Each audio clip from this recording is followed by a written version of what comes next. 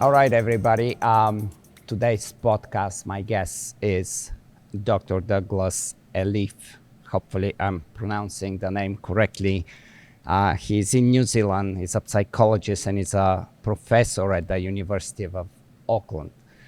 And the way I heard of him was the very first time was the study and the research that they did with the Kiwi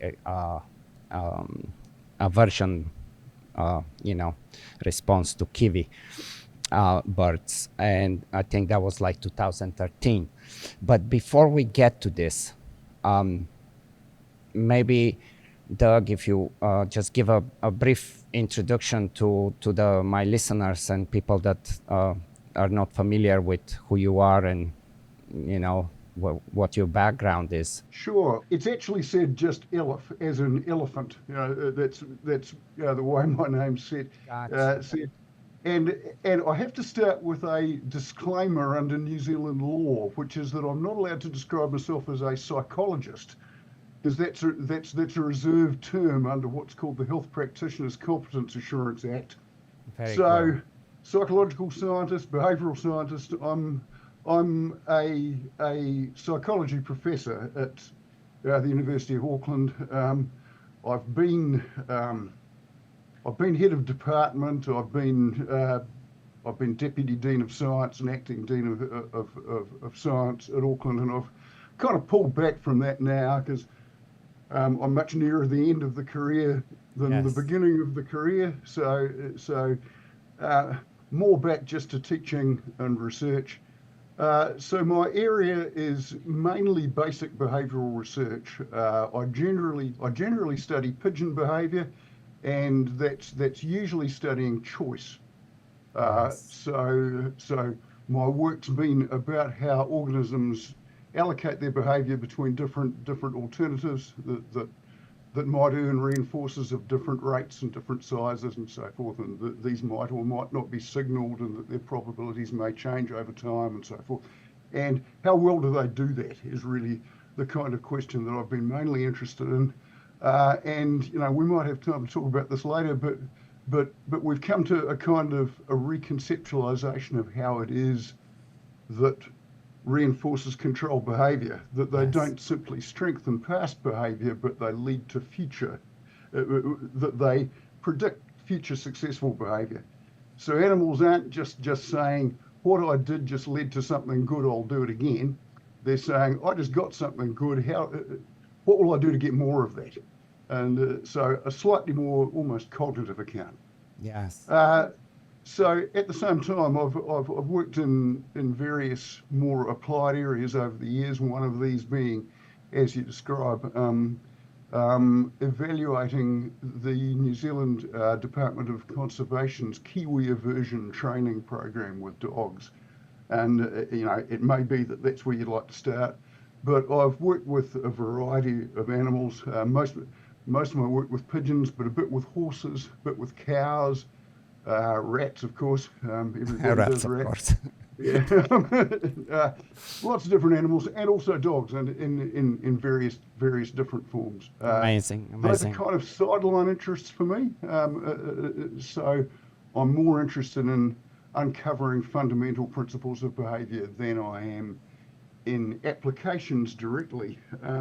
But I've been really kind of interested lately to talk to various dog training professionals, who do this kind of thing, and seeing the sort of interaction between the basic science, where we might be able to tell you things about the fundamental principles, and you might be able to tell us things about the practicalities of doing these things in the real world, and what you found to work and what you found hasn't worked.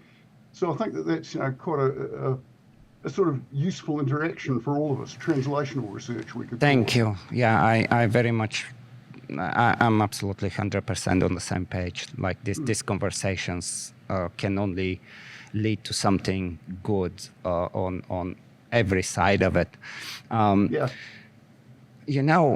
Since we started with pigeons, and since that's the thing, and I know you did the one study that was an interesting one with the, and I probably will the undermatching, the research where like matching the behavior with the reward, and I mean that's a very interesting thing, and totally can, like any dog trainer can get something out of this. So I would love for you to break this one down for us, because definitely a really interesting stuff. Right.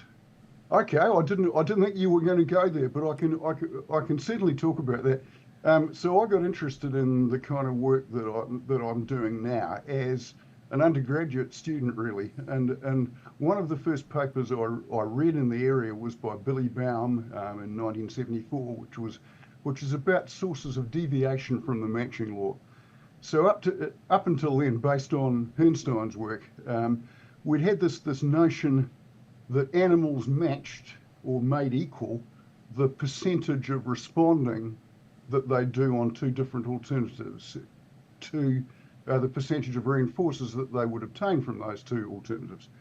And it was Baum who first said, I think, it was probably John Statton who first said this several years earlier, but Baum kind of summarized quite a lot of research to say, well, nearly but not quite, that indeed the proportion of reinforcers does control choice being measured in terms of the proportion of behavior, but it doesn't do it perfectly, and that they tend to be a bit less sensitive to the allocation of reinforcers between alternatives than strict matching would predict.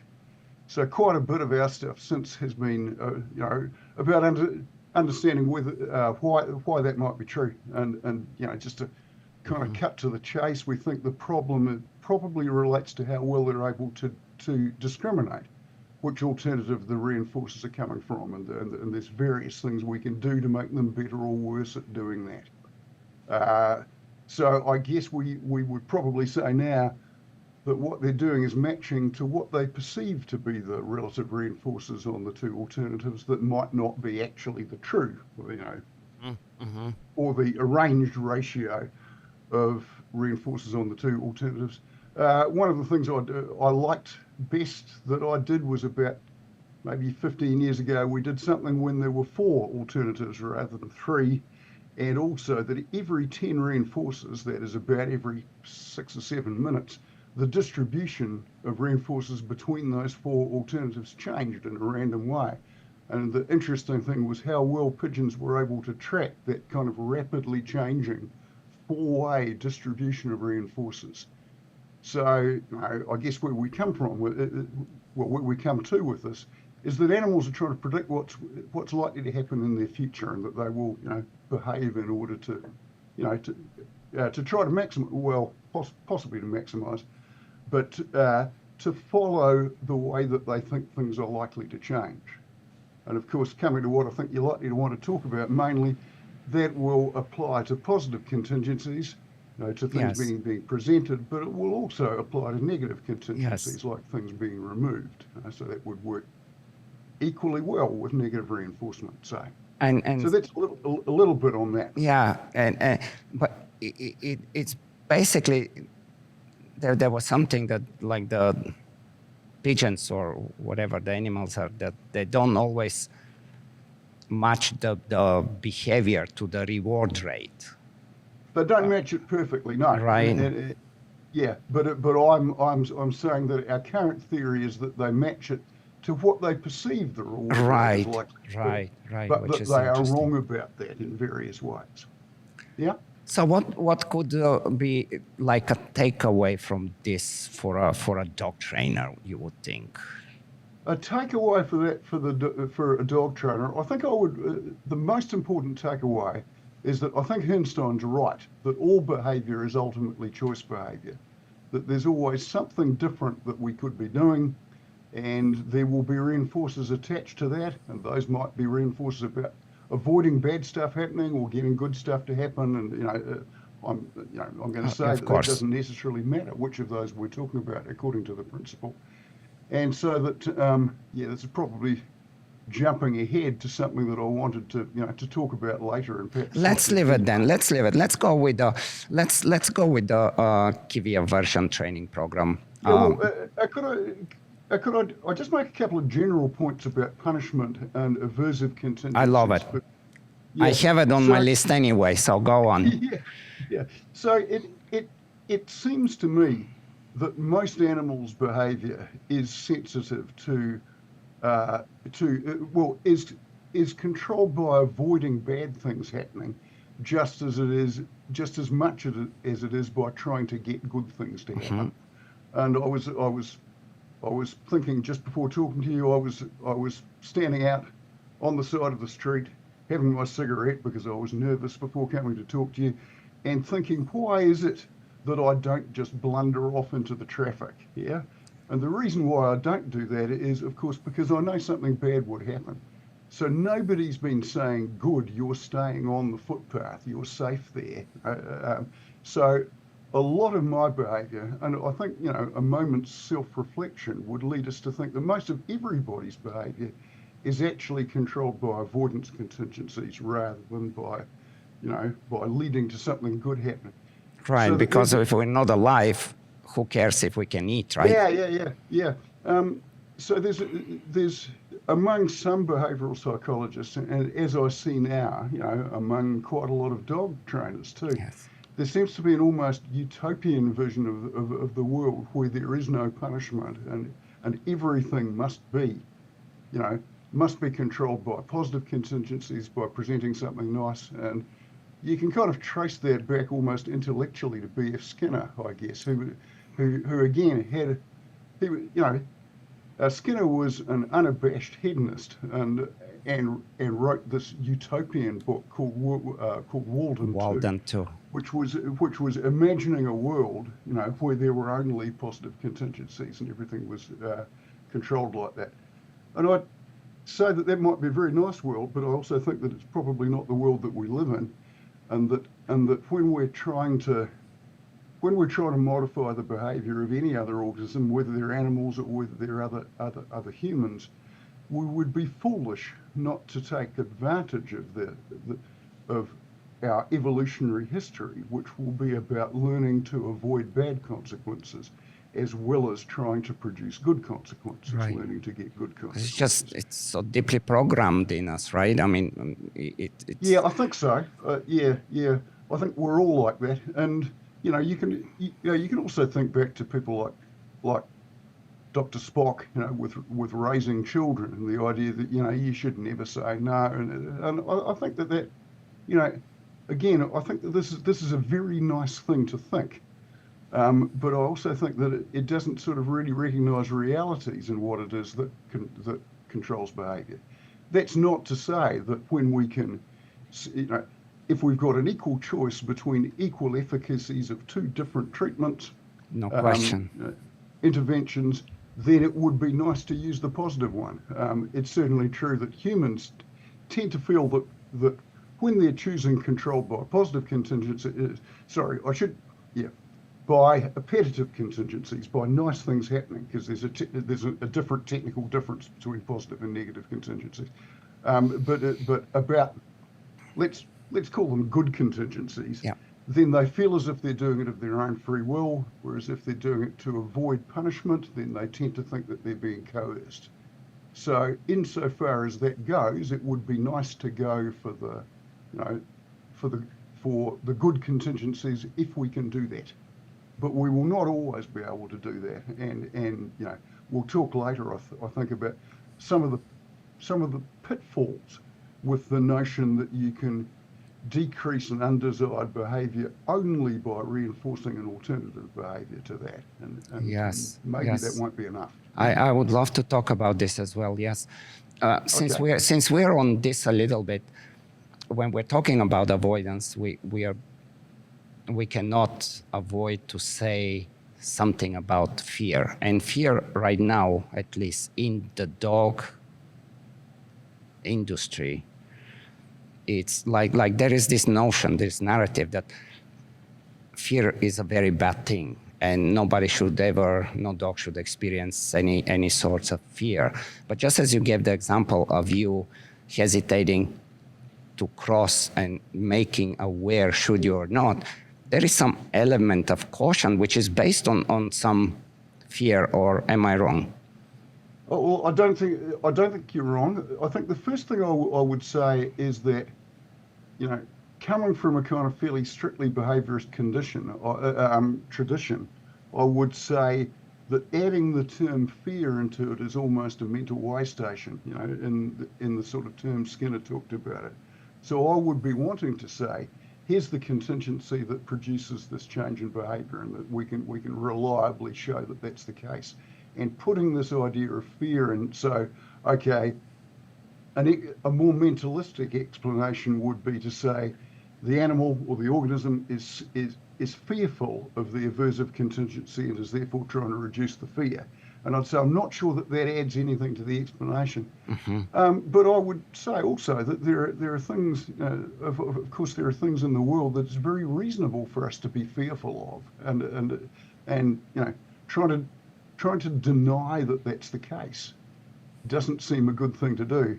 And if there are actions that we can take that reduce our fear, then that's not irrational either, and doesn't seem to me to be particularly inhumane either.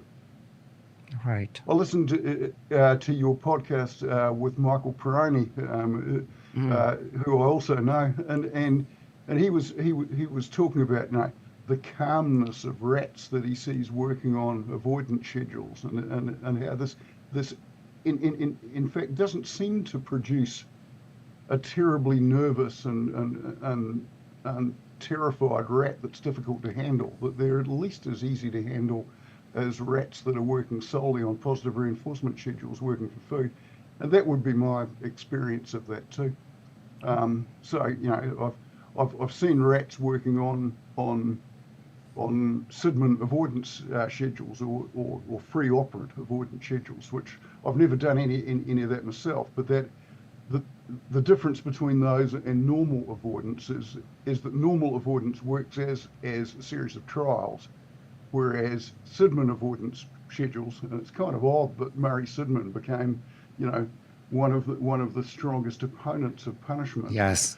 In that he did a lot of research along these lines, where Sidman avoidance schedules are defined by a shock interval, where if the animal doesn't do anything, this will be the interval between shocks, and also by a response shock interval. So every response postpones the next shock for a certain amount of time. I remember that diagram. Yeah. And what you'll get is animals responding in quite an efficient way, responding within the response shock interval, therefore postponing the next shock, and actually never receiving any shocks. And I'm kind of really perfectly happy about this. And there's lots of things humans do that are kind of, analogous to that. Yes. We pay the phone bill on time so that we don't, so that we're not punished by having the phone removed. And we do this without feeling particular fear of the phone company or anything like that. Or so even an electrician would go up on those high level voltages, and they know what they're doing, so they're not like afraid to go to work in the morning. No, they're not. But they are, sensibly wary, and because they should, right? Yeah, they should. So how they behave is being very well controlled by these avoidance contingencies. So the world arranges of aversive contingencies, bad consequences that we can avoid just all the time, and I think it's an unrealistic utopian vision to pretend that those aren't there. Yeah, it's a very difficult one, because on top of everything, I mean, it's like a very serious war in the dog training community. Like it's insane, and they, the one side wants to just be like, no, there is a scientific consensus that this is. We know better, we have better ways right now, and we don't need to use any form of aversive. We have differential reinforcement, which... we'll probably come back to some possible problems with... I would love it, yes. Problems from a theoretical perspective.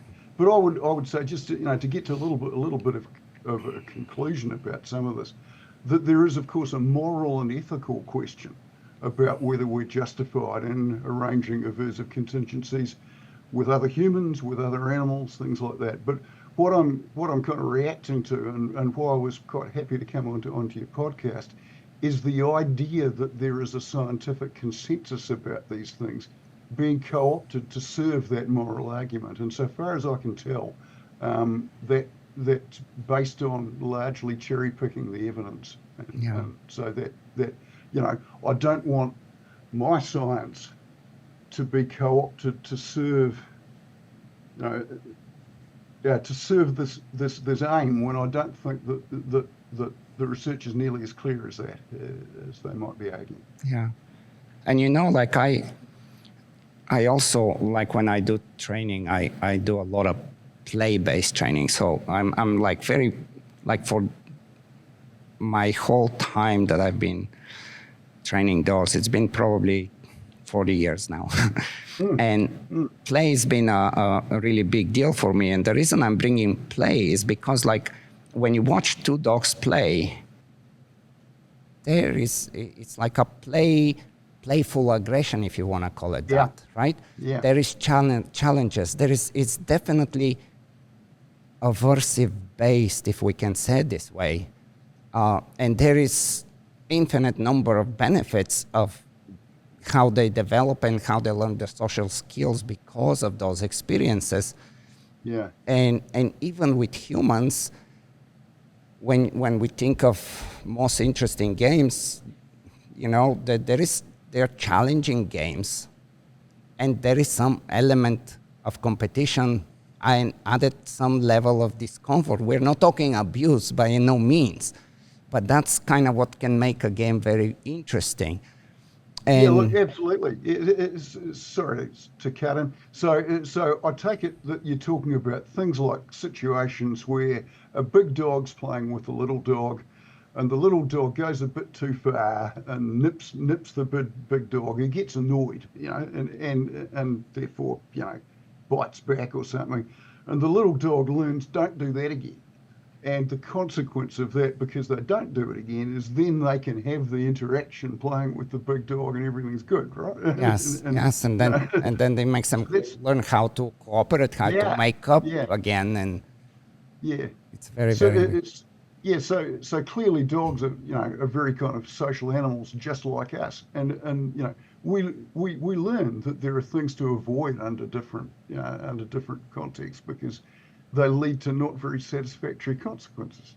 Don't swear in front of your grandmother, do that with your friends. So different things are being reinforced and punished under different circumstances, and that's how we learn to interact in our social world, just as it is how we learn to interact in our physical world, I think. What about if we stay a little bit with,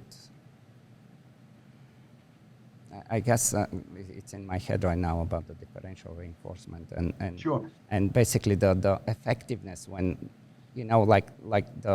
again, it's always, not always, but very often is taught as that's the alternative to an aversive method, and it can do everything, and we don't need to use any form of aversive ever. That word ever is where it gets very tricky, because, as you said, if we have the choice to choose not to use and be successful, why would we, right? But but like from your perspective, why do some do you think some behaviors that are especially like problematic, dangerous behaviors, they are often resistant to strictly differential reinforcement alone? Yeah. So there's a number of reasons, a number of things that I think would bear on that question. But I'll start off by saying that I think Hirnstein's right that all behaviour is choice. So that in principle you can reduce an undesired behaviour by reinforcing an incompatible alternative behaviour. That's fine, and I guess that's what you're talking about when you say differential reinforcement. That's what they mean. But if you were to, say that you're trying to train your child not to put their fingers in the electric light sockets, right? Then first you've got to get that right in one go, right? So that really, this is a behavior that I need to eliminate now. It's not a game.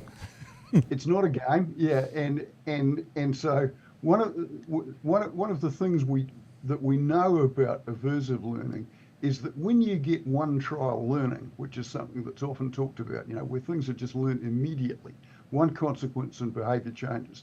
Now, most of this comes from Pavlovian conditioning rather than operant conditioning, but never mind, the same sort of thing applies. These are almost invariably about aversive contingencies as opposed to positive contingencies. So it will take, if you were trying to train your child not to do that, by okay, put your finger somewhere else and I'll give you a reinforcer for doing that, then it's going to be sort of terribly inefficient to do that because there's such a range of behaviors that are other than putting your finger in the light socket. Mm-hmm. Do you want to, in the power socket, do you want to try to reinforce all of those individually? Or do you want to say, look, here is a behavior that you must not do anymore. We're going to try and cut that one out, okay? So try to do that. And one of the I think dangers. So in human stuff, we often talk about, well, a good idea when you're getting a bad behavior going on is distraction, right? And you could think of distraction as being providing an alternative behavior that they can engage in, which will give positive reinforcement. That'll make sense.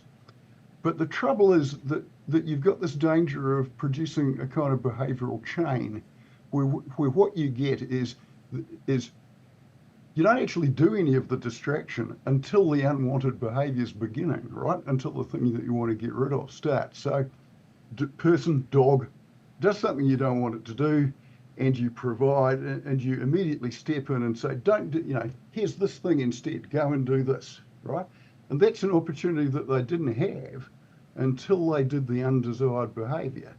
So what you've built up is a kind of chain where the undesired behavior is actually being reinforced by the second link of the chain, which is the opportunity to do the other, the new behavior. So is this where you're going with the the behavioral momentum that the Ton Neal? Yeah, that's really a separate question. And I was going to come to that later. So this idea about chaining gotcha. is, I just think, a problem. Okay. Because we know that you can train long behavioural chains where the only primary reinforcer, like the only access to food or whatever it is at the very end of the chain. And the thing that reinforces the earlier links, the things they do first, is getting in position to earn the primary reinforcer. Yeah, so there's a whole lot of conditioned reinforcement going on. So what you can have is, say, child pulls the cat's tail. Okay, the bad behaviour. You want it not to do that, and so what you do is to say, no, don't do that. Come and have a biscuit or something like that. Yeah, and so the child knows. Okay, if I pull the cat's tail, then what that means is mummy will offer me the chance to go and get a biscuit. Yeah. So actually, it's kind of going to work in theory if you provide the alternative behavior all the time before the unwanted behavior ever begins to happen. Then that could work in principle. But the thing is that I don't think anyone will ever do that because you'd have to spend all your time kind of dishing out positive reinforcers for other behaviors all of the rest of the time. And so very often, you're going to be providing more opportunities for that when the undesired behavior has already started to happen, and therefore I think that you've actually reinforced the undesired behavior. I'm not saying you can't do it, but you would have to be just enormously dedicated. And actually reading it in some of the dog training literature, it talks about, it's really hard and it'll take a long time to train these things. And we'll say, well, yeah, damn right. I mean, of course it's going to do that if you're only trying to do it by reinforcing an alternative. And especially if we're talking some instinctual, strong, innate, then we're going even in a different level of stubbornness of persistence of a behavior, correct? So yeah, well, I think so. Yeah, so in a way, that might be a nice segue into the Kiwi Aversion Training stuff, because that was one of the issues that I think came up there. Would you like me to talk about that now, or Well, just to stay a little more, like, sure? because I Yeah. think we end up something interesting here, like in your opinion, like in cases where differential reinforcement kind of fails to do its job, what factors are at play, would you say? Okay, so I've talked about one of the well, really two of those factors already. I think one of the most profound will be this inadvertently training up a chain of behaviour that Okay. starts with an undesired behaviour. There'll be that. There'll be the real kind of non-specific thing that, okay, if all behaviour is choice, then in principle any behaviour other than the one you want to get rid of should be reinforced. Yes. But there's an awful lot of those, and so the reinforcement density for each of those is likely to be really low, and therefore that's not likely to be particularly strong. And you haven't actually taken the reinforcers for doing the unwanted behaviour away, right? So the idea there is almost that you're just trying to distract them to get them to do something else instead. And really what you want is to get the undesired behaviour, your animal, your organism, child, whatever it might be, to learn that that undesired behaviour doesn't have positive consequences anymore. It seems to me that might be most efficiently done by having it learn that it has negative consequences, not just neutral, because you often don't have control over what the positive consequences that were maintaining that behaviour were. And that is a problem. That's a big problem. Yeah, right. So, and there's a third phenomenon, and this is where I want to talk about behavioural momentum, which is, I think, not an area that's all that kind of widely recognised, and so far as I can see, it hasn't really come into the animal training literature at all. So this is a line of research that began by Tony Nevin in the 1970s. The idea there was that we've tended to say, okay, reinforces strengthen behaviour. Yeah, so reinforces increased response strength. And what Tony speculated was that, well, yes, but the way that we traditionally measure response strength is in terms of response rate. How much of the behaviour do we get? Yeah. And his speculation then was, well, maybe that's just one aspect of how strong a behaviour is, and the other aspect, the other dimension of response strength, if you like, could be how resistant is it to change? So if we put it on extinction, say, then how long does the behaviour persist before it goes away? And that might be correlated with response rate. And of course, we tended to think that will be the case, that these are just different ways of measuring response strength, that the more of a behaviour you get, also the more persistent it will be. But whether that's actually true or not is an empirical question. So Tony suggested that maybe we'd be better to think of behaviour as having momentum, and that you could consider momentum to be strength. And in classical physics, momentum is the product of mass and velocity, right? Yes. And so he talked about the example with the Newton's law, right? Yeah. So maybe Tony thought behaviour has both of a velocity-like property. That is, how fast is it going, response rate, but it also has a mass-like property, and that might be resistance to change. And so in a series of studies, mainly with pigeons, but with other animals too, and also with humans, he was able to demonstrate that that's so, that these are actually independent properties of behaviour, that things that you do, so often things that you do, interventions that you do will increase both of those two dimensions, but there are circumstances where it doesn't, where you can increase the rate and at the same time reduce the persistence, or the other way around. Okay, and so doesn't make it easy. No, it doesn't make it easy, but it does make it easy when he started to break down what was the difference between those two things. And what he identified, to cut to the chase, and it wasn't just Tony, lots of other people working in this area too, quite a lot in New Zealand actually, was that the rate properties, velocity-like properties, were controlled by the contingency between responding and reinforcement. Okay, so the more you reinforce the behaviour, the higher the rate it'll get. fine. But that the resistance to change ones were controlled by an almost Pavlovian contingency, a classical conditioning contingency, about the relationship between the stimulus context and reinforcers.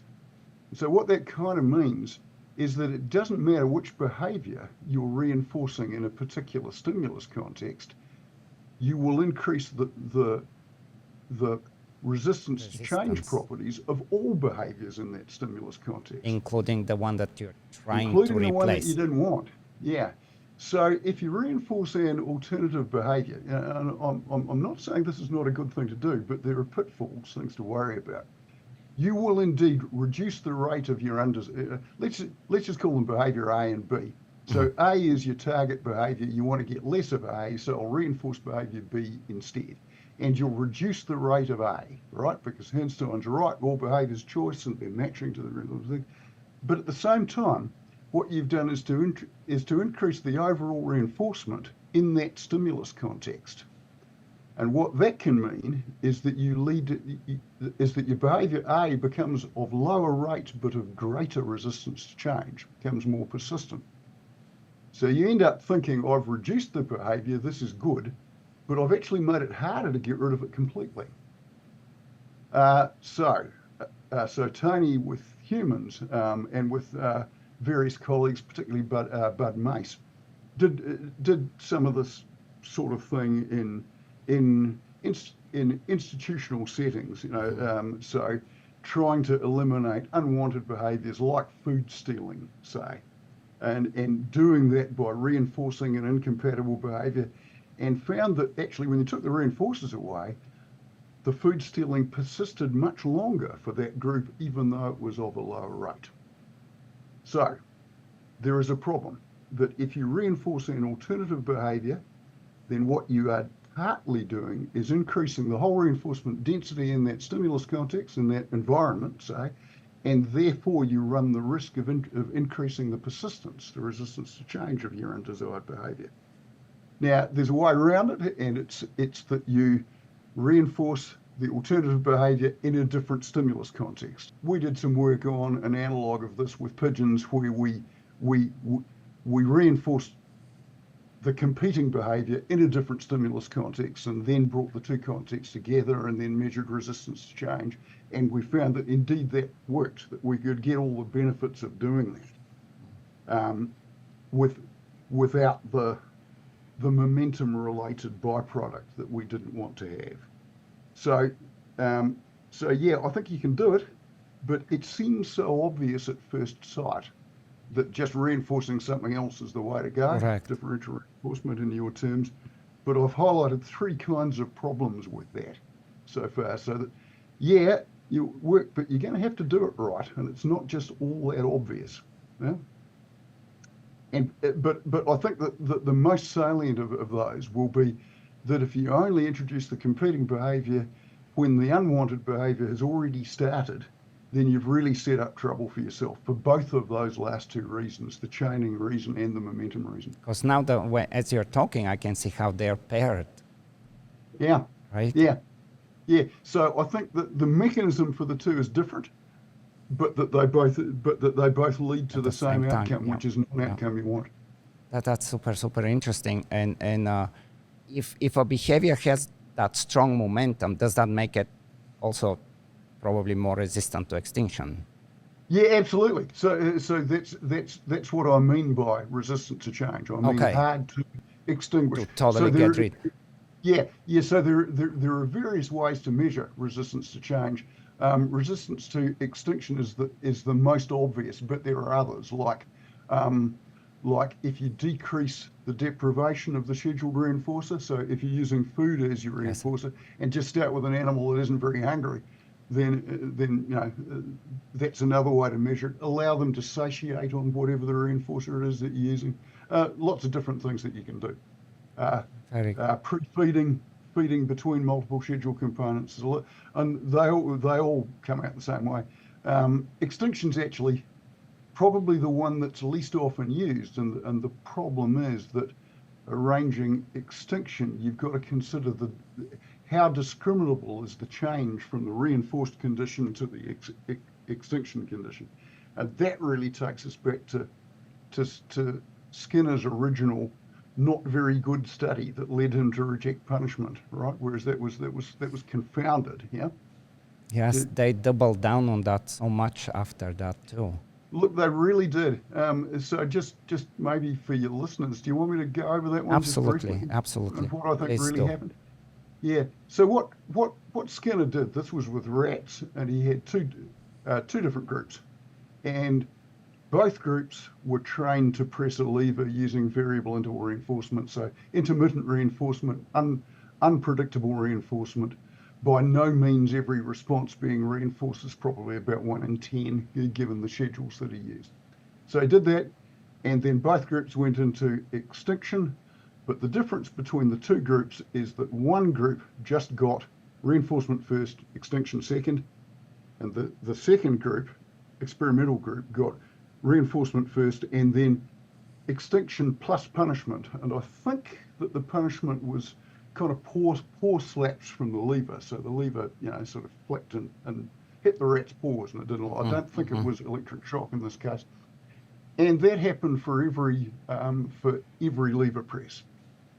And so that group stopped responding much more quickly under extinction. But then what he did was to take away the punishment conditions, so take away the paw slaps, and found that, that group recovered and started responding again. And his claim was that actually you got about the same number of responses in extinction for the two groups, and therefore all punishment was doing was just temporarily suppressing responding, and therefore it's not worth doing. You don't need to do it. But the problem was this, and the problem was that actually adding the punisher when every response was being punished increased the discriminability of the transition. So if you think of what the first condition was like, variable interval schedule reinforcement. So most responses are not reinforced, and then you start extinction, and that's going to be relatively hard to detect if you're only getting a reinforcer for 1 in every 10 responses on the average. So you're stubborn now. But it's going to take you quite a long time to notice, hey, I haven't got a reinforcer for ages. They must have gone. Yeah, so that'll take a while. But adding a signal and to say things have changed now, so adding the punisher, adding the paw slaps, made that transition easier to detect, and therefore you got a faster change. But also when you took those away again, then what that did was apparently to reinstate the original conditions. The paw slaps have gone now, the punisher's gone now. So what does the rat think? The reinforcers are probably back. Yes? And so therefore they started responding again. Okay? So to test that, so what that interpretation says is Skinner was confusing the direct sort of as a consequence of behaviour effects of the punishers with the discriminative effect of the punishers, of the fact that they act as a signal for what to expect. And so to test that out, somebody, and I think it might have been Bill Estes, but I'm not sure of this, did exactly the same thing, but rather than use a punishing stimulus, he used a neutral stimulus. It was something like flashes of green light, and got exactly the same results. Okay, so what the rats learned was the green light signals that there are no reinforcers available now. Take the green light away, and behaviour comes back. So Skinner's interpretation of that just wasn't right. And of course, naturally, being Skinner, and great deal of respect for Skinner. My whole field wouldn't exist without Skinner. But because he was, kind of morally committed to the idea that everything should be able to be done by positive reinforcement, he's delighted to find punishment doesn't work, and therefore I can reject that. But I think he was just, misinterpreting what the data said. And this is common in so many branches of science, but perhaps particularly psychology, where people remember the first dramatic finding, and they don't remember all the refutations of it that came up later, all of the things that show, well, actually, we couldn't replicate that. It's probably not true. This is not really right. And of course, if it serves you, I could call it a moral agenda or perhaps a political agenda, then you're likely to pick the piece of research that you think fits with that. This is the difference, I think, between being an advocate and a scientist. No, So, that really, that's a the important thing to share with us for sure. yeah, I imagine you've probably come across that before, but Yeah, anyway. yeah, no, So no, that's that. yeah, I mean, that's yeah, really where it starts. Where, yeah, but yeah, it's just how we're talking about persistent behaviors, and this narrative, that notion, is as strong as ever, even 2024. Like, I yeah, mean, in yeah. some minds, this is just how it is. Well, if you for for moral reasons, and I don't discount those. I think these are people people have things that they think are just wrong, and they say I don't want to do that, no matter what the evidence says. I don't want to do that. But it's only human if you can find a piece of evidence that seems to support that's the one that you will pick. But of course, science is always changing. We may come to different conclusions about the effectiveness of punishment in the future. Who knows whether that will be true?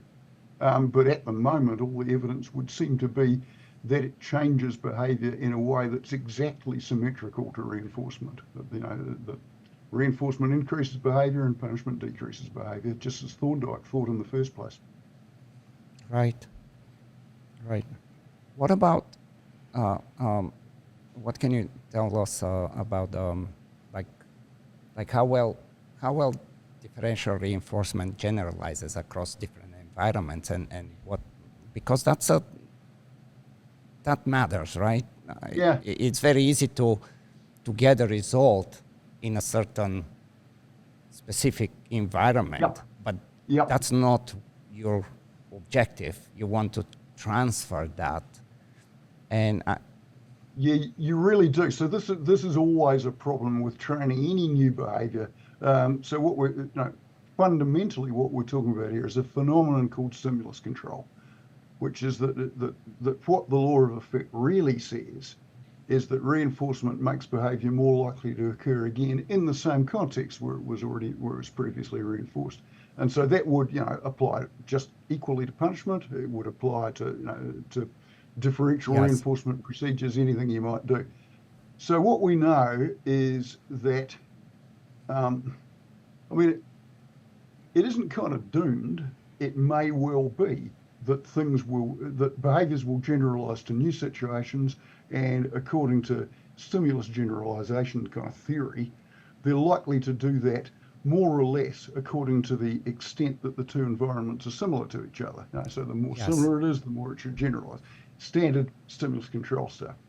But you can train an animal to generalise simply by training it in more than one context. So if I reinforce a pigeon's keypex to a yellow light and I change the light to green, then I would expect to see a decrease in responding, no doubt about that.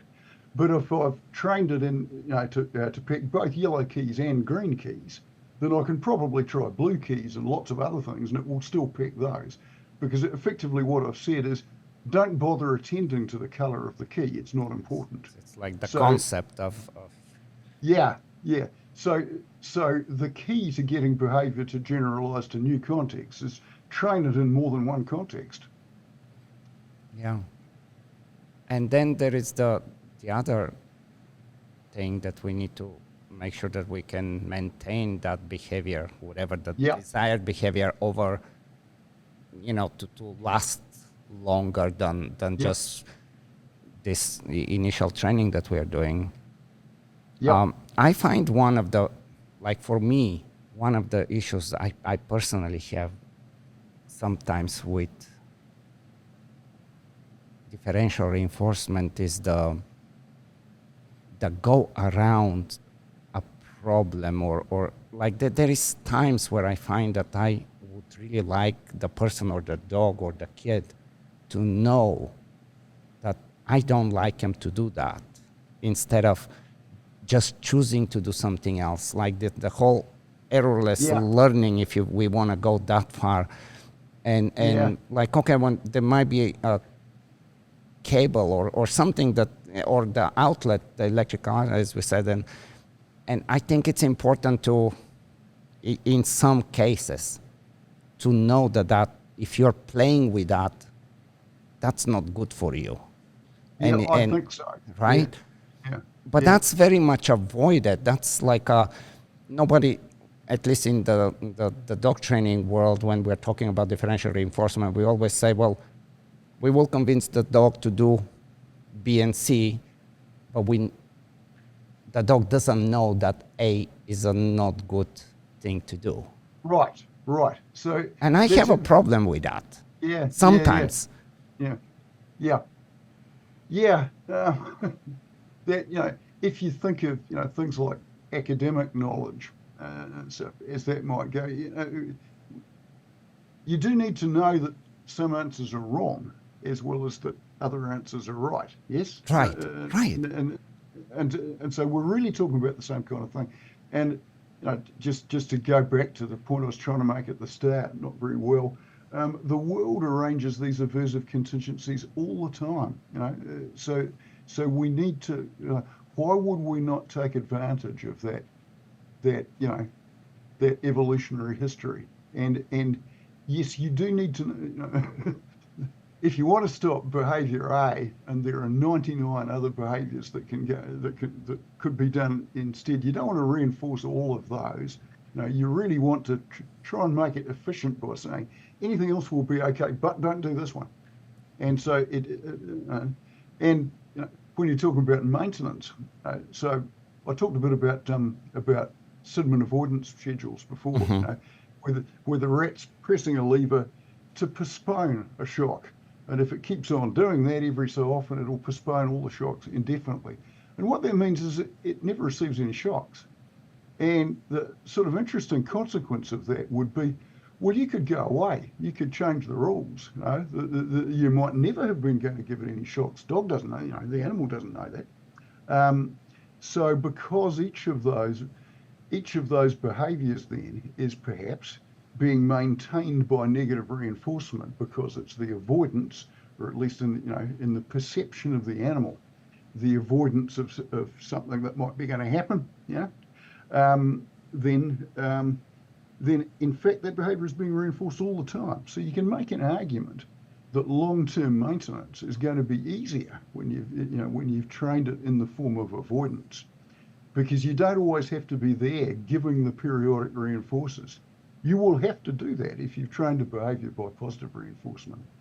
So, of course, what we hope with human behaviours is that kind of the naturally occurring reinforcers that the wanted behaviour will produce will eventually take over, so that we don't have to be there.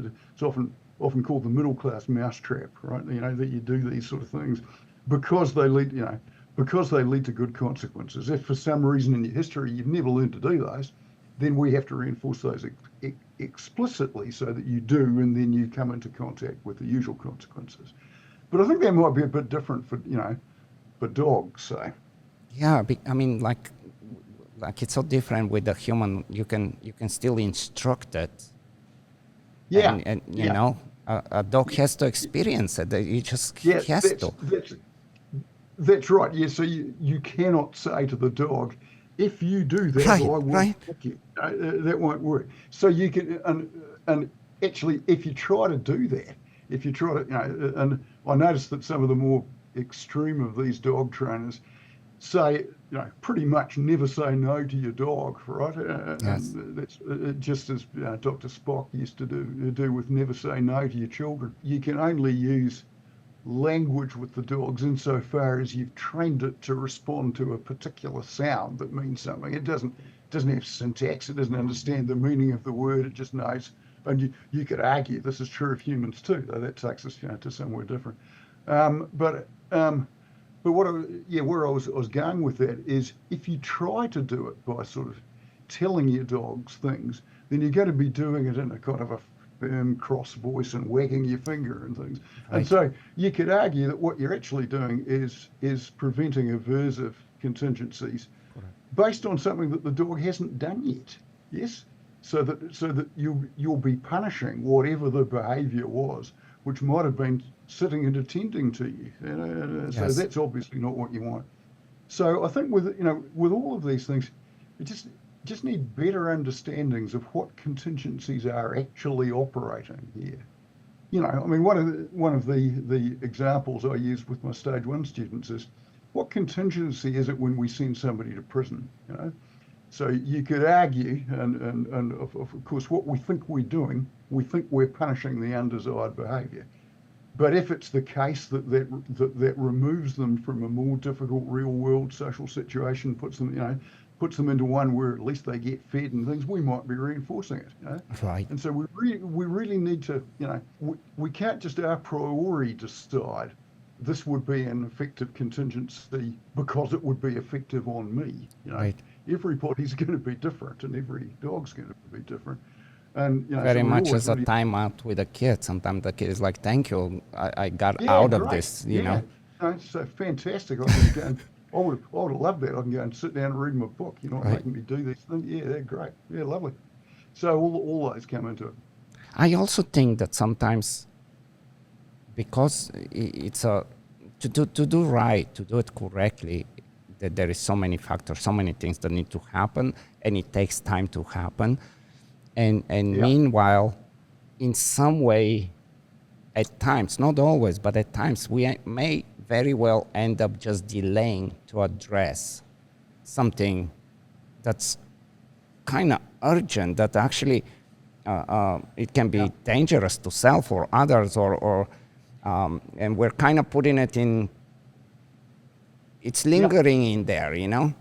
Yeah, yeah, yeah. So if they never experience any consequence, you know, if they're just prevented from doing the behaviour in other ways, then if there is some kind of, you know, I'm wary of talking this way, but if there's some kind of motivation to do that behaviour, an instinct, say, then that won't have gone away by just distracting it, by getting it to do something else instead. Yeah. I will So give you yeah, one example of, I don't know when we were talking if I mentioned this or no, but back in the 90s, I used to be a guide dog trainer. yeah, And cool. back at the time, we had a very specific training to make the dogs aware that cars are not something you mess with.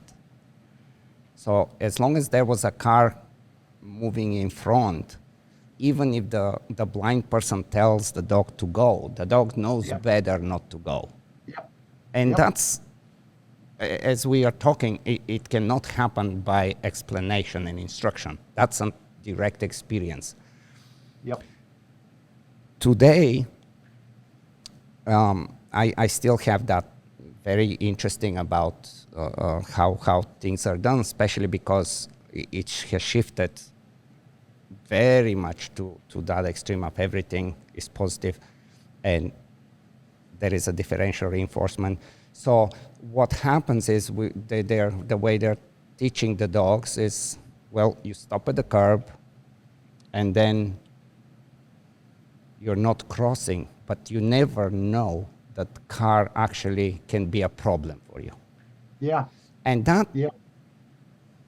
like me being a guide dog instructor at one point, this is a very scary thing, especially that Yeah. now because what happens today, they are relying very much on the orientation skill of the blind person. And that means Right. that they are probably way more selective today who can have a dog than back in the 90s.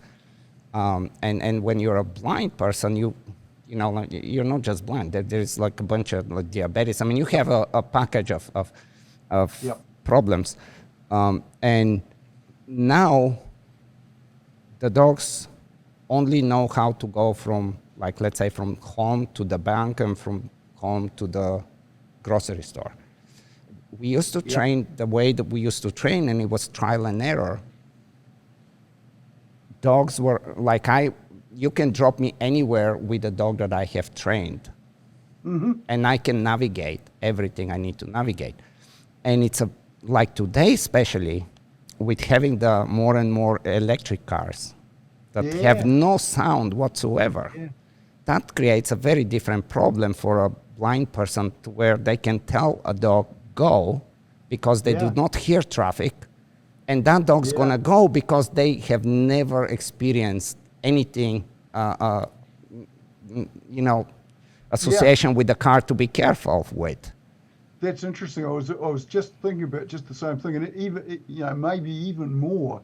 I don't know whether you have these so much in the States, but we have a lot of e-scooters here. Being electric scooters being ridden on the footpath, and they're silent, and Yes. they're actually terrifying, even if you can see. Because and so the dog really, you have to train the dog. These are a danger. You have to avoid those. Right. And I don't, maybe there are people cleverer than me who can see how you could do that entirely by differential reinforcement, but I can't see how you could. That goes also like, I don't know if you do anything. I don't know if you have this like in the States, in some states, not everywhere, but in some states we have like a lot of bad snakes, like rattlesnakes and so on. Yeah. And there is this We snake. have no snakes. Yeah. Really? No, none. Yeah. Wow, you're blessed. Very, very lucky. It's one of the reasons Yes. I still live here rather than Australia. So we do, there is actual training that goes on with like snake Right. aversion training, snake avoidance, and of course there is quite a few trainers that do it in force-free way, to where they are just deflecting the dog to do something else as we're talking, but the dog never really understands that the snake is a problem, can be a problem. I think you're right, and that so yeah. I mean, It's the dog- successful. The dog most of the time most likely will go and do whatever it's reinforced, Yeah. but Yeah. they still really don't understand that the snake is not your friend. Yeah, so the only way they can learn it is if they're treating the snake as a discriminative stimulus, but reinforcement for doing this other behavior. And that could in principle that could work, but learning the discrimination is going to be relatively slow. And it's also one where, you really can't afford any mistakes. Right. It has to be. So I would think that you boost that by making the snake actually aversive, not just a discriminative stimulus. Yeah. And in fact, you could argue now. I don't know whether this would happen, but if the snakes become a discriminative stimulus, where it signals to the dog you can get reinforcers for doing a different behaviour, then the dog could come. So a positive discriminative stimulus in that case. So that can itself become a conditioned reinforcer. So you could end up with a dog that's seeking out snakes. That's Correct. the chaining thing. So it can then avoid them, and you say that's Right. not actually what you want. Yeah. And to go even further with where you're going, I just thinking now, if for some reason the owner is not paying attention, so they don't get reinforced, Yeah. and now we have this little moment of extinction burst where the dog is like, hey, no, there is a snake here. Yeah. I need to Yeah. get paid, and actually tapping on top of the head of the snake. That's right. Yeah, so that is, as we were saying before, that's one of the kind of theoretical advantages of avoidance, in that the reinforcer is always there if you don't get the aversive consequence. Even if the owner's not concentrating or whatever, the reinforcer will still be there. Super cool. Let's talk a little bit. I'm dying to hear everything you have to tell me about the Kiwi studies, because The Kiwi study. we did a very Okay. different, like what we did.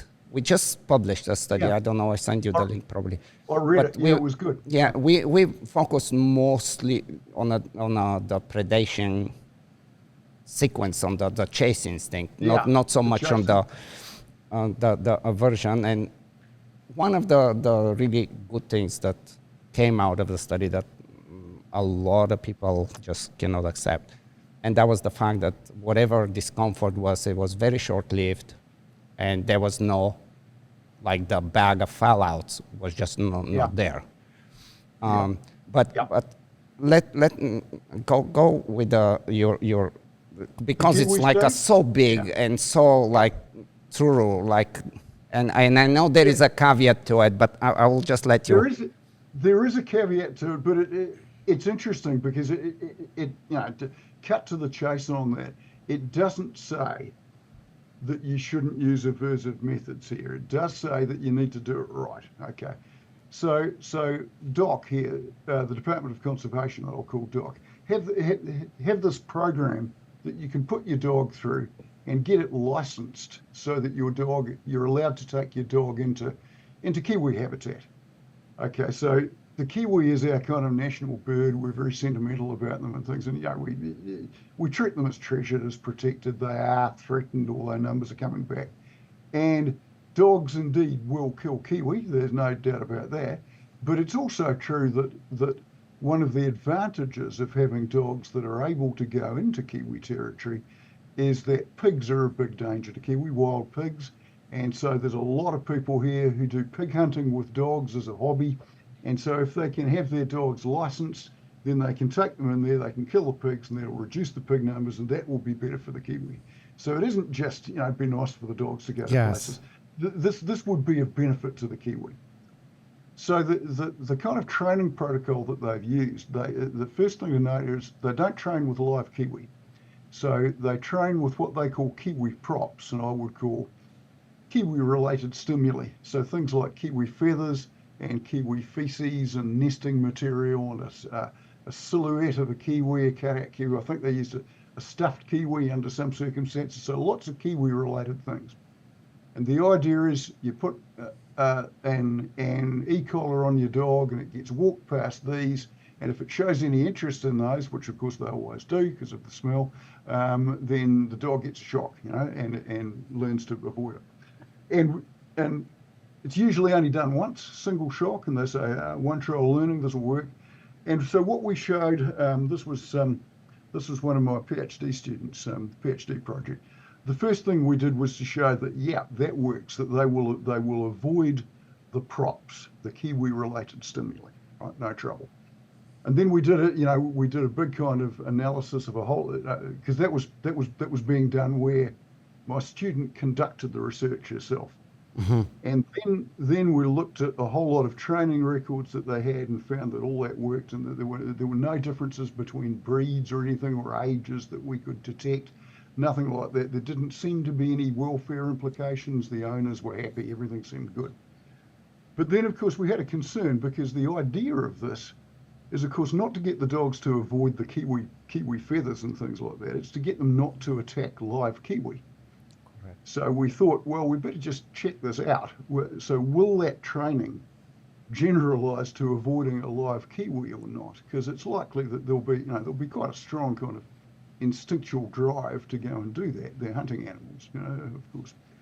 So naturally, because of the protected status of kiwi, we couldn't do the training with a live kiwi.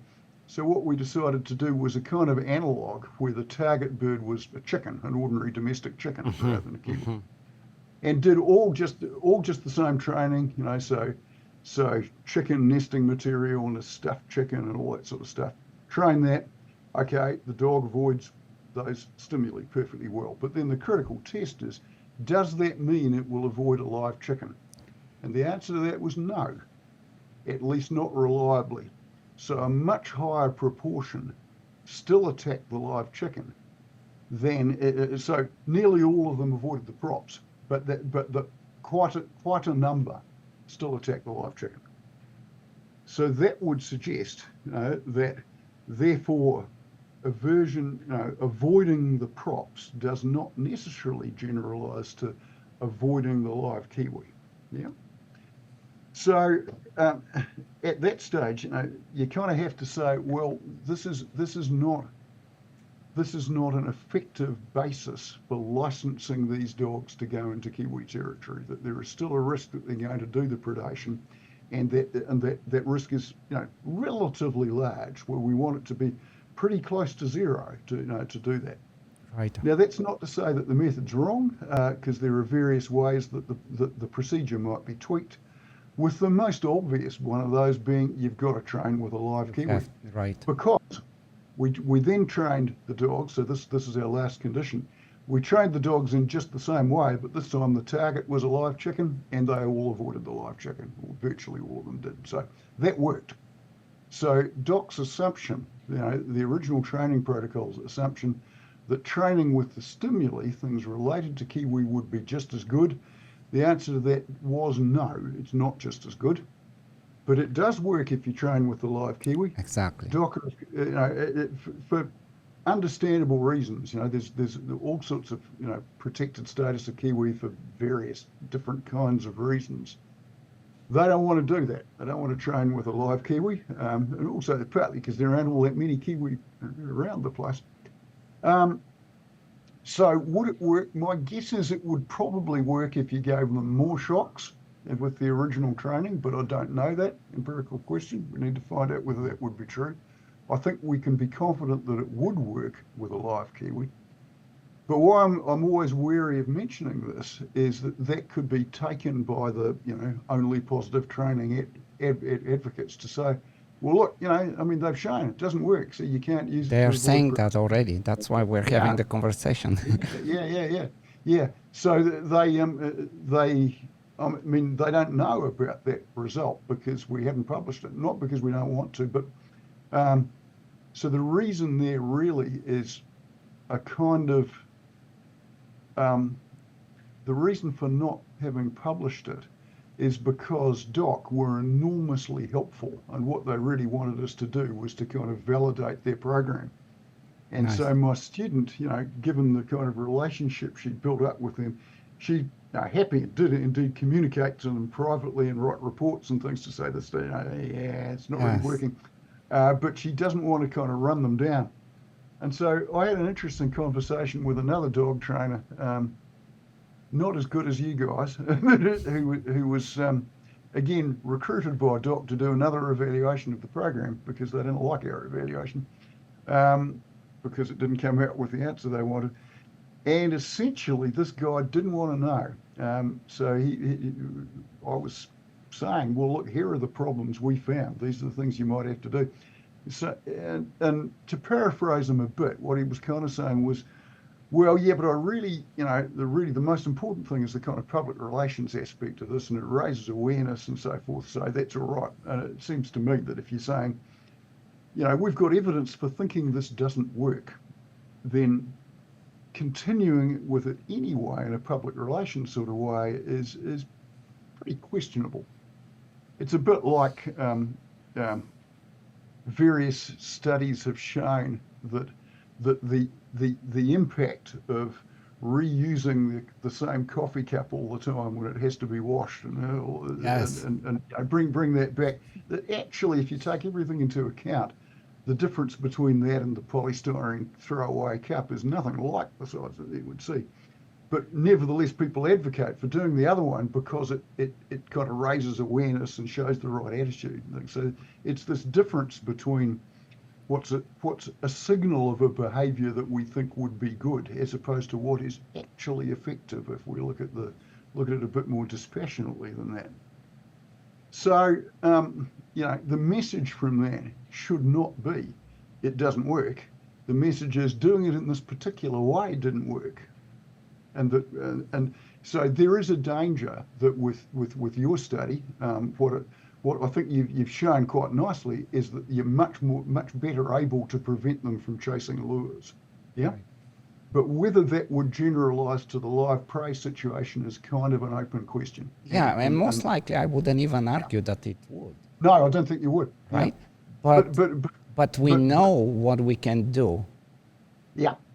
So what all of those different studies and all their various ways have shown is that punishment does indeed affect behaviour. Yes, that there's no doubt about that. But you need to optimise the training. You need to get everything right, and you need to conduct your study fairly. So one of the things that I objected to in that very widely cited China et al. Paper, the one from Britain where they were the Lincoln study. Yes. The Lincoln study. Yes. Like that. So I wrote a critique of that for a lobbying firm in Great Britain. And again, they hadn't randomly assigned to groups. They'd assigned to groups according to what the probability, the severity of the problem behaviour. They'd done all kinds of things that just meant that scientifically, there were a lot of uncontrolled variables where they Right. just couldn't attribute the difference in the results they got unambiguously to the difference in the treatments. And it was even very like you no matter how well versed you are in reading and understanding a study, it's not possible to understand clearly what was done with each Yeah, group. It's really not no, possible. that's right. That's right. Yeah, and interestingly, as I seem to remember, the pilot experiment came out the way that I think both of us would predict, that the E. coli was more effective, and so they had to try and find ways of doing it differently, so that didn't come out because that wasn't the result they wanted. And I think this is dishonest, and you know, It is very strange that we are in this time because I think it's just such a fundamental laws on earth, and we cannot, just because we want to, we cannot get rid of it. Just like, I mean, we can say, oh well, nobody needs oxygen anymore. We can yeah, we yeah, can live in a different way. It's like, okay, yeah, but until we can actually we do need yeah, oxygen, and we yeah, better learn yeah, how to be efficient and ethical, because it's possible if we put the effort to educate ourselves and advance and do more research and so on. But to totally reject the idea, this is the mind-boggling. yeah.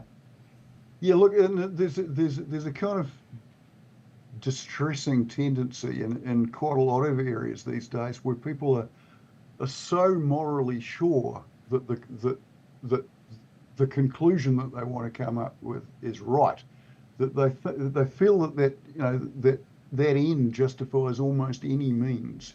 Right. You can just pick the bits of evidence you like and ignore everything else. So one of the kind of principles of science, which is one of its strengths in the sense of discovering things about the world, but one of its weaknesses in terms of public relations, is that it's always provisional. The results are always, open to challenge. When new findings come up, things might change. And taking that perspective makes you vulnerable to people who, for ideological or religious or whatever reasons, have a kind of a certainty of their own rectitude, and so it becomes difficult to fight these things. Do you think it's But becoming even more yeah, problematic, and yeah, it kind of yeah. almost doesn't seem if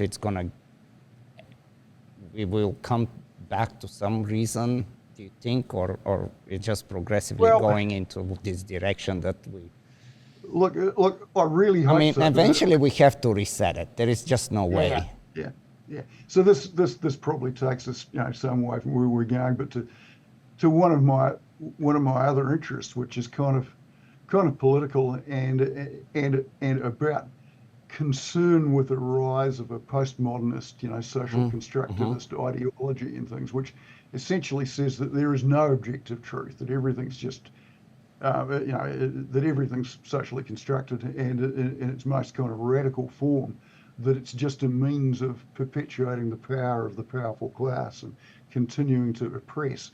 And this is having a huge rise in academia just sort of Yeah, they are recently. rewriting biology and evolution books. Yeah, absolutely. How many sexes are there? That's that sort of thing. So there's a whole lot of stuff where, I think that as the public is getting more and more involved and more interested, and I think that universities are beginning to lose some of the kind of But social isn't the license public they get had. more and Yeah, more confusing also? Confused? yeah. Oh, it is. They're getting more confused, but they're also starting to think, hang on a minute, what you're coming up with here that's just rubbish. None of us believe this. And so I think that some kind of reset towards, you know, I want to say rationalism, but rationalism has a particular philosophical meaning that's Yeah. different from that. But if you like, um, scientific realism, that there is a real world, that there are things that are true and are not true, and it's not about how much we want them to be true and how much they might serve other interests. and that whenever we do something that is other than seeking what the truth is, we're letting ourselves down, we're letting humanity down. Yeah. That's And my then so. you have the whole social construct thing, Yeah. like people at home, they know, but you step out in public and now you have to put a different face and you have to go Oh along. yes. Oh yes. And it's a big, serious problem, unfortunately, Yeah. but serious problem. Yep. If we go Yep. back to the study with the Kiwis, Yeah. what did you guys observe as far as again, like any of the studies like the one Dr. Daniel Mills and Van der Bork and like all this from early 2000s to 2015, there were few studies that were done, and they basically had just this insane list of huge fallouts that the dogs would be afraid of the owners. They'd be afraid to go to the training No. field. They'd be No. afraid to go on the street. Like, there's just this crazy scare No. Look, tactics. we didn't see anything like that. Nothing like that at all. They were scared of the Kiwi stimuli, but and That they was the avoided them. objective. But that's what we wanted. Yeah, I mean, the idea was to get them to avoid those. Saw no sign whatsoever of them being scared of their owners. In fact, what they do would be to run to the owners. And it seems to me this is a different question, really, but that e-collars, as a means for delivering aversive contingencies, have this huge advantage in that the dog doesn't know who's done it. So you can have the remote control in your pocket. The dog doesn't see you do any of that, so they don't. And I mean. And the intensity is very strictly controlled, and it's not like you're hitting with a stick or some damage how they used to do experiments. Like there is No. like it's really, it sends that impulse to the brain, we're in danger, Yeah. make Well. association. Yeah. Yeah. It does hurt. I mean, Right. I put one on myself, Right. and so because I feel I should do that and know what that's like. And Right. yeah, I'd rather that didn't happen again, but it doesn't do any long-lasting Yes. damage. Yes. I mean, it has to be aversive. So I did an earlier study years ago, which was about trying to reduce unwanted barking in dogs. When everyone's gone away by sound activated collars, and the idea was to assess this citronella spraying collar and to see whether that would work, because that would be more humane. And the answer was, of course, that it worked for some dogs, but not really very many. And we gave them, in the end, we gave them shock collars instead, and that worked perfectly. And that's what they wanted. Everybody was happy. But when we thought about it, this whole kind of notion that we want to produce something that's less aversive was never really very likely to work, because the whole point is that it needs to be aversive. That's how it works. Yeah, and I mean, one thing that opponents often bring up is the idea of learned helplessness, right? That if you apply punishes, then you end up with an animal that just freezes. But that was based on the original research used very intense punishes. This is Dogs were shitting themselves, like there was a horrible. Yeah, so nothing like that. And also the whole point, I mean, what produces learned helplessness is if the aversive event is unavoidable, that there's nothing they can do to make this not happen. That's what it means. And it's really non-contingent on anything either. Yeah, non-contingent on anything, so you're just going to get that. And of course, and you can see this with humans too, when they're in situations where terrible stuff happens and there is absolutely nothing they can do to stop it happening, then you will get problems. But that's not the case when you're arranging it as a contingency for a particular behaviour. Right. All they have to do is not do the behaviour, and that works.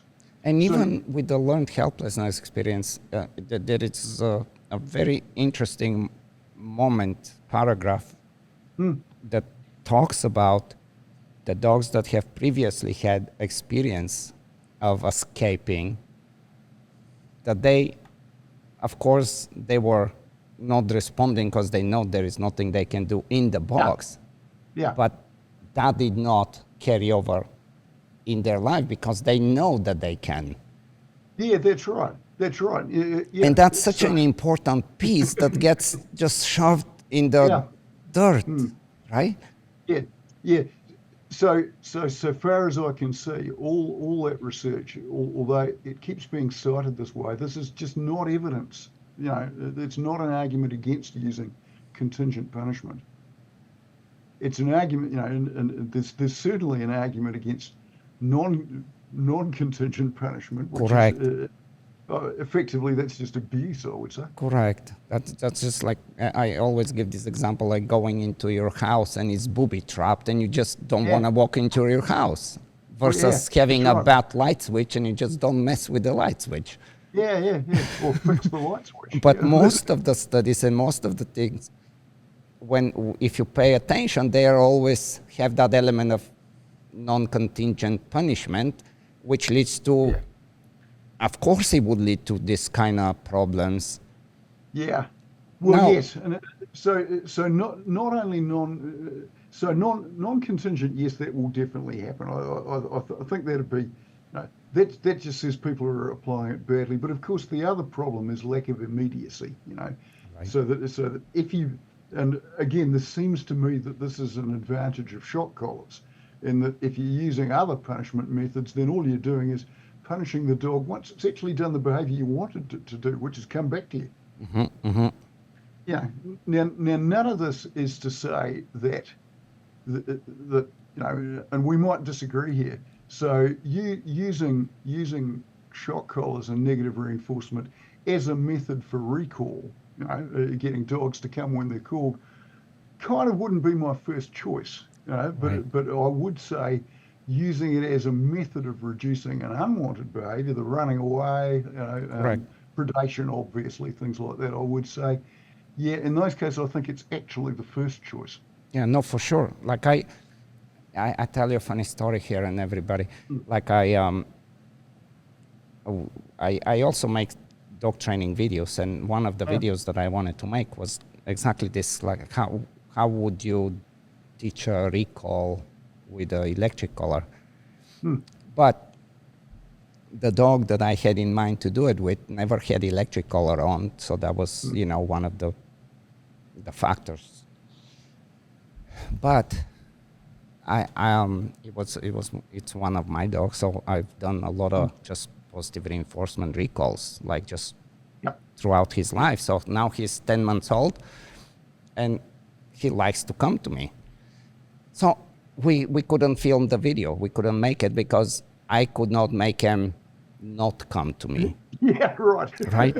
I mean, to the Yeah. point that I would let another dog to play to kind of distract him, leave some food and toys, like did plenty of things to create a little problem. And Yeah. eventually I'm like, okay, there's, you know, that's what that's about. But Yeah. having said that, just like how sometimes people, this is one of the it's a serious problem in the dog community when we're comparing apples and oranges, and we say, well, my dog he never chases squirrels, for example. But then there is that dog that never has killed a squirrel because never had the opportunity. But that instinct is so strong that if they Yeah. have the opportunity, they will kill the squirrel. I don't know if Yeah. they'll eat it, but they will kill it. And you cannot compare the two dogs and tell me that the same glove gonna fit both.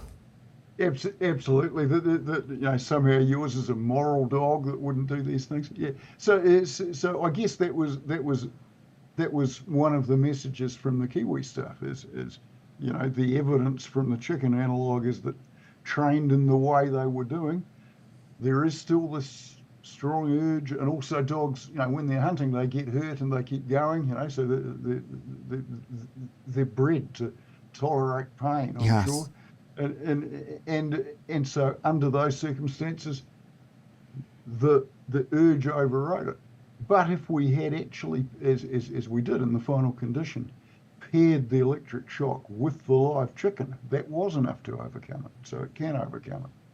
But it's that you need to do the training right. You need to, yeah. This was a very excellent conversation. Like, I'm very happy that we made it, and Yeah. even with the time change and the confusion, but it was Yeah, beautiful. that's okay. I mean, we always get this wrong. We only have one time zone here, but yeah, it's. I will keep in touch with you because, I have some other ideas about studies and stuff, and Yeah, look, absolutely. I Yeah. like the way you've conducted your stuff. It's very like Thank you. like Yeah. there is a very methodical way there. So Yeah. So if you like, one of my one of my ambitions and how I might hope to have an influence is to turn more dog trainers into what we might call scientist practitioners, who are evaluating what they do more carefully, and it might be that scientists are trained or should be trained in thinking of the alternative explanations of the results, the confounding variables, and designing things so as to try and rule those out. So that we'd love you guys to be doing research on what it is you do all the some time. collaboration, absolutely. And maybe we can help. Send your master's students, send your PhD students to come and work with you, that sort of thing. That'd be really. That would be amazing. I think we are on to something. Thank you. Look, I really enjoyed that. Thank you very much, and I'm most flattered to be asked. Appreciate it very much, Doug. So thank you from all of us. Stay in touch. Have a good rest of the day. I know you have to go and teach. Yeah, I got to go and lecture in a while. Yeah. Let's okay. go. Thank you so much. Thank you.